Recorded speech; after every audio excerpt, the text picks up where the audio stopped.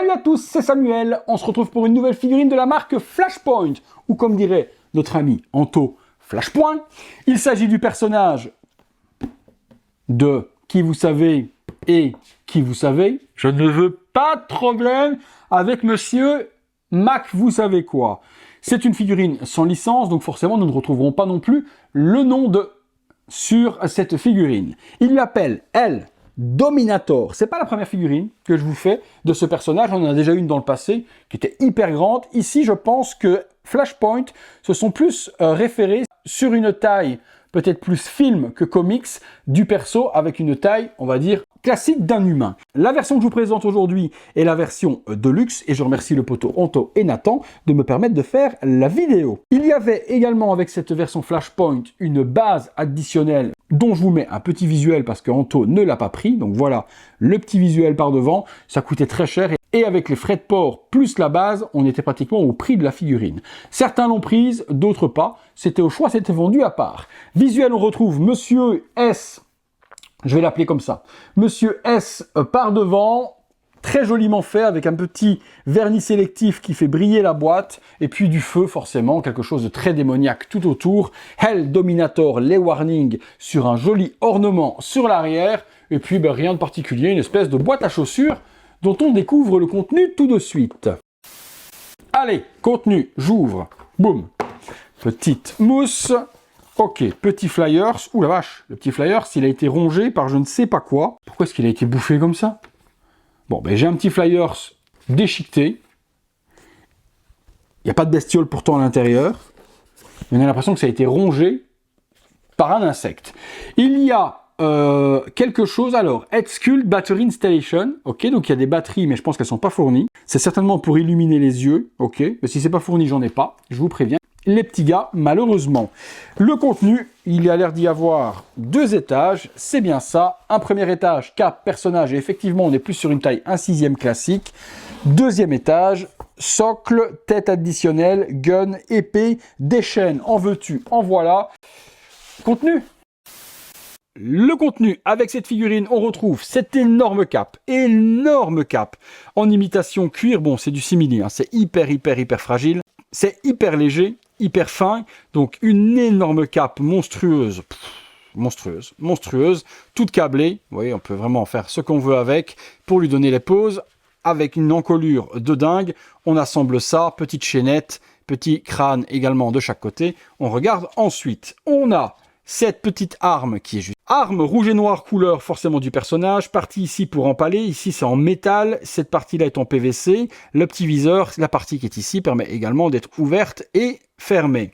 On retrouve ensuite, forcément, on retrouve également des chaînes, elles sont en métal, une épée qui est également complètement en métal aussi, donc le manche également, également la lame, la partie ici de la garde, vraiment une sublime réalisation, regardez-moi ça, on dirait 2 givres, clairement dans World of Warcraft. Le manche, il est super bien fait et il est recouvert de tissu, la partie ici ronde, l'épée est ouf et surtout, elle est en métal, et par contre très lourde. On a un visage alternatif avec la version Deluxe, c'est ce visage complètement cramé. Regardez-moi la réalisation, elle est folle aussi.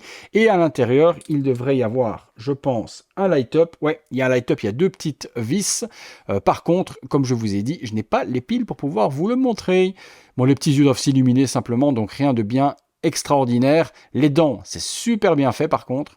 Pas grand-chose à dire là-dessus. Et l'aspect brûlé de Spawn est clairement bien géré.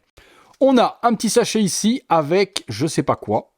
On dirait des larmes, des yeux, je sais pas les gars. Attendez, je regarde. Hop, ouais, je sais pas. 2 petites parties translucides de la sorte. Est-ce que c'est pour faire comme si c'était de la fumée? Ouais, c'est ça. C'est des parties qui vont venir se mettre dans cette tête-là pour faire comme si de la fumée sortait de sa bouche. Je vois des trous.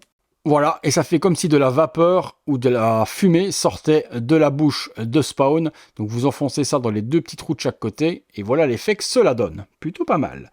Un socle des plus moches, on va pas se mentir, et un truc un peu bizarre dans ce socle, il y a une partie ici devant qui s'ouvre, et dans laquelle on peut trouver des parties pour venir ranger les mains alternatives. Il y a effectivement dedans 2 mains en plus sur pour la figurine, avec les petites parties forcément Spike sur le dessus de la main, et vous pouvez du coup ranger les mains à l'intérieur et venir plier le petit socle et le petit tiroir. Original, dommage de ne pas avoir eu au moins un design ou un stickers, ça aurait été encore mieux. Petite tige habituelle sur le dessus pour poser la figurine, et la figurine justement, on passe dessus. La figurine, la voici, et elle pèse un poids de dingue. Pourquoi? Parce que tout ce qui est armure, ici et là, tout est en métal. Donc ça pèse hyper lourd et ça donne un réalisme qui est encore plus impressionnant. Donc petite partie ici au niveau de la cheville avec plein de spikes et comme je viens de vous dire totalement métal. Pareil pour ceci. Costume noir, imitation un petit peu Venom avec un peu de symbiote par-dessus. Ça c'est en PVC, donc pour la partie des push. On revient sur une ceinture à l'avant avec le crâne et une chaînette également qui est en métal. Partie blanche du costume de oh, j'ai failli le dire.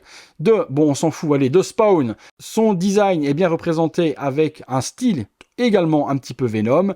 Partie ici pour venir accrocher la cape tout à l'heure. Et les parties des brassards qui sont là sont en métal aussi. Ça, c'est du PVC pour la partie du brassard qui est ici, que l'on va pouvoir remonter un petit peu plus haut tout de suite après. Ça, c'est du métal aussi. Et puis les petites mains pour tenir le gun ou l'épée. Voyons voir ce qu'il en est du visage de Spawn. Allez, j'enlève ça. On y est, on est parti.